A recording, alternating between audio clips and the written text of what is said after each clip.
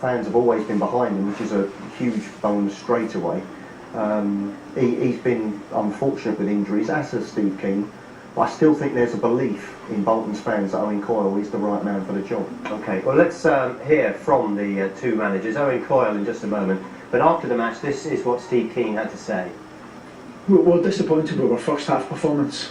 We felt that we never really got started as far as the intensity and getting on the ball. We felt that Bolton were dictating the play, and in a complete contrast in the second half. Well, I'd said before the game it was our biggest game of the season for obvious reasons. I mean, we found ourselves bottom of the league. We think we're better than that, but we were in the league because that's about the amount of points we picked up. We had to come out tonight and give a big performance, and sometimes when you do that there can be uncontrollables and things don't go your way. But tonight I thought it was an outstanding performance.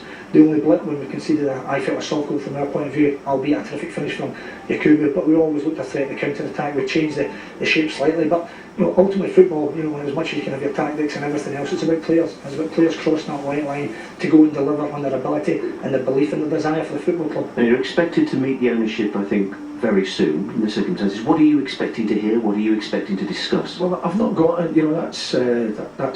that's a report that's not correct and not in place at the moment. I've not got a date when I'm going to meet the owners. I spoke with the owners this morning. I spoke to them about half an hour before the game started, so I don't have a date yet to when they're going to be over or when I'll go over there. So when that comes around, we'll speak about the transfer window.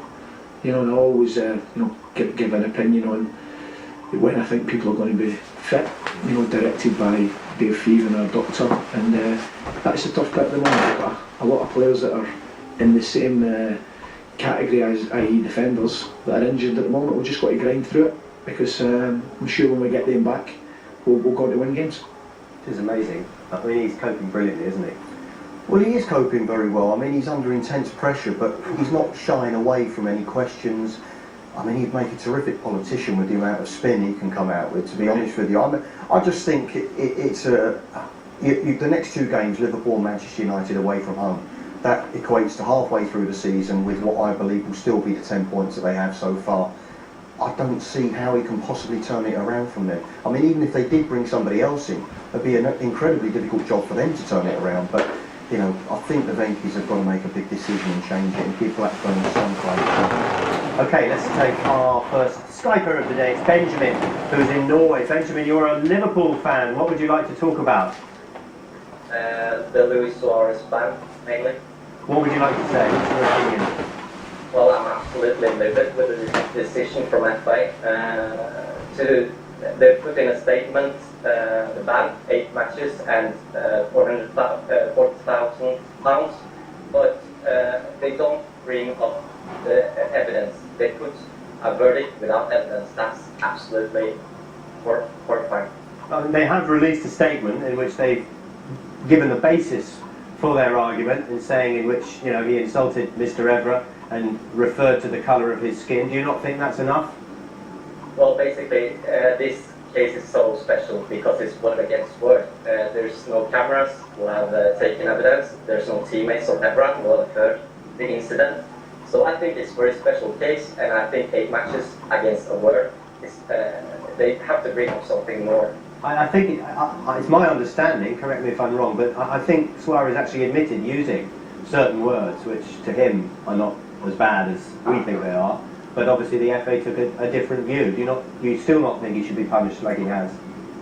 No, because I think it's cultural understanding this issue, and I think Evra heard one thing and Suarez said another thing, and basically the FA has put an example, because racism is it's not room for racism in football, but to put aside and make an example of Liverpool as they did with Mascherano some years ago, I'm getting tired of it.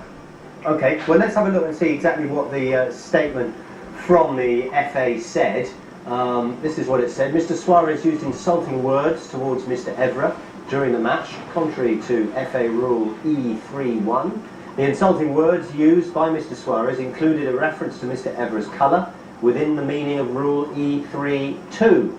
And the statement went on. Mr. Suarez shall be warned as to his future conduct, be suspended for 8 matches covering all first-team competitive matches. The penalty is suspended pending the outcome of any appeal lodged by Mr. Suarez against this decision. So that's what, Benjamin, they were saying about the incident.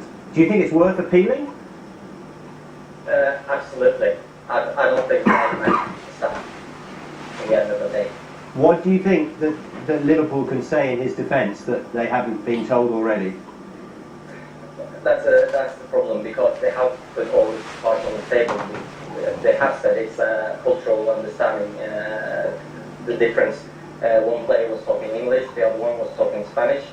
The funny thing though is that Evra actually admitted offending Suarez himself, but nothing is big in that understanding. I suppose that it's the racism thing. This is what Liverpool have said in their statement, which they've released.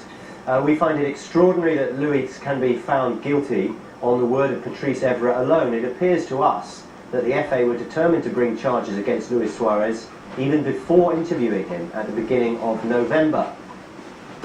They go on, nothing we've heard in the course of the hearing has changed our view that Luis Suarez is innocent of the charges brought against him, and we will provide Luis with whatever support he now needs to clear his name.